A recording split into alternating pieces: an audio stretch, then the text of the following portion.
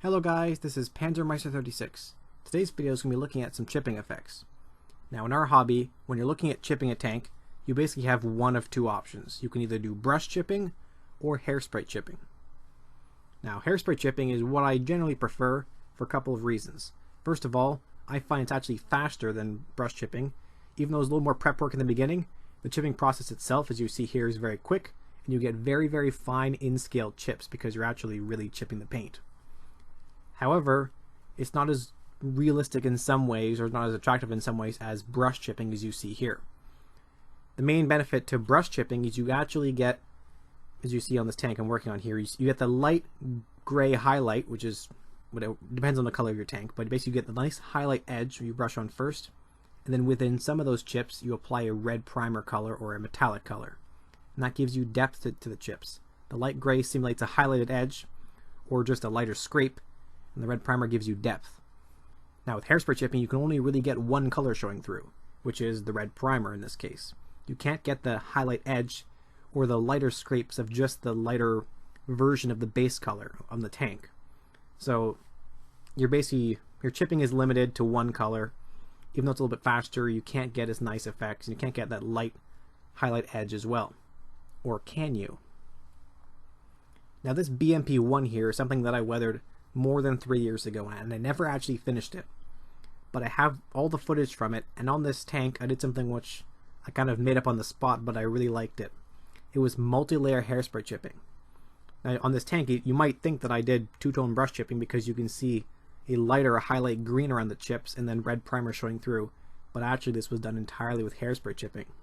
So before this footage disappears on my hard drive somewhere, I want to bring it to you guys so you can see my process here, because it was really cool. I basically got the super fine, easy, and speed of the hairspray chipping, but with the two-tone beautiful effect of brush chipping. So let's get started. As always with hairspray chipping, we begin with a primer color. In this case, I mixed up a 50-50 mix of XF72 and XF7 to get a nice red primer. And of course, it's hairspray chipping, so we're going to need some hairspray. I always use basically Tresemme brand because it's really good. Any cheap brand should work. Just try to get something that doesn't have anything special in it, because you want basic hairspray so it chips easy. Then you apply 2 thin coats of hairspray. It dries really quick. And then after that's been applied and is dried, move on to the painting process. So here's our tank with the red primer, and we're going to move on to our first round of paint. Now the chipping was only done in one step, but there's a few progressions before then. Here's the paints I use for the top colors. I've got XF14, XF71, and XF65. With the first layer of hairspray dry over the primer, I began by applying the XF14.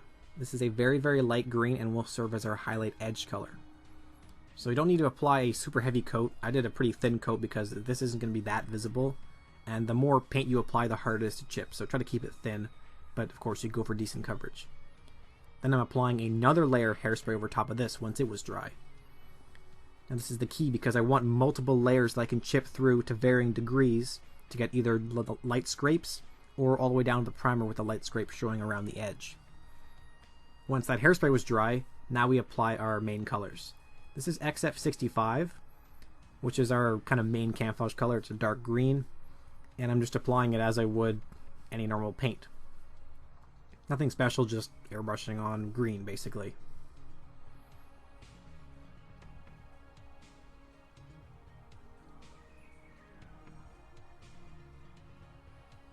Now I want some fancy camo in the tank, but I want some faint camo, so I use the XF71 here, which is, despite the color of the cap, it's only very slightly lighter than XF65.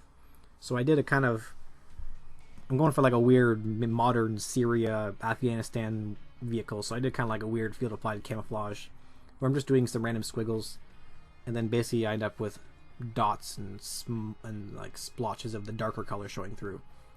You can use whatever colors here, doesn't really matter. I'm just showing that you can do camouflage over top of this with a few layers of paint, and the multi-layer hairspray chipping still works.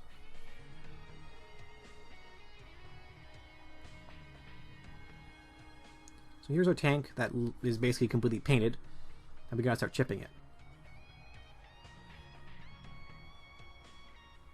People always ask me how long I wait before I chip. Really, it's like 10 minutes, 20 minutes. I don't want to wait too long. Basically until the paint is dried, which for Tamiya paints is, like I said, 10, 20 minutes. Then I will begin the chipping process. So for hairspray chipping, you just need water and a soft brush. The water will soak through the top layer of paint and encounter the hairspray and dissolve it, which then shows the underlying layers of paint. Now generally that would be just one color, but since I have actually applied basically 2 layers of paint instead of just one, because usually it would be just your top layers, hairspray, and then primer, I've got my top layers, hairspray, light color, hairspray, primer. So when I actually chip here, I'm chipping through multiple layers, and the way that it works is basically the lighter green always shows around the edges and the red primer will show in the middle. So this is normal hairspray chipping. You don't really do anything differently, but you just automatically get this nice result. And I'm going pretty heavy here. You can go a lot lighter with your chipping process if you're going for a more, a more well-maintained tank. This is supposed to be like a 50-year-old veteran tank that's been through like 20 wars or whatever, like a modern desert Syria vehicle or something like that. I'm just trying to be really brutal with it. And in some places you see I'm using a shish kebab stick to scrape the paint first.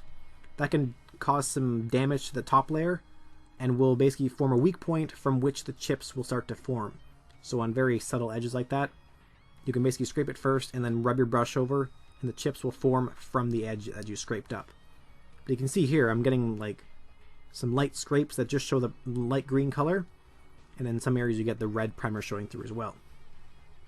As usual, try to keep your chips around areas that make sense to be chipped up more. For example, this weld seam is more of a rough surface that sticks off the main flat side of the turret there.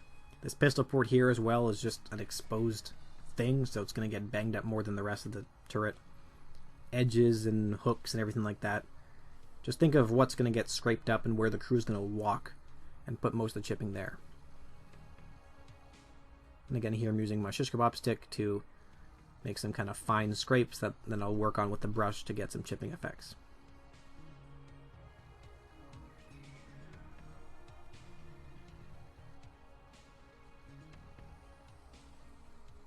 And here is our result before I applied any washes or filters or anything else. This is the bare chipping. As you can see, this is really, really cool.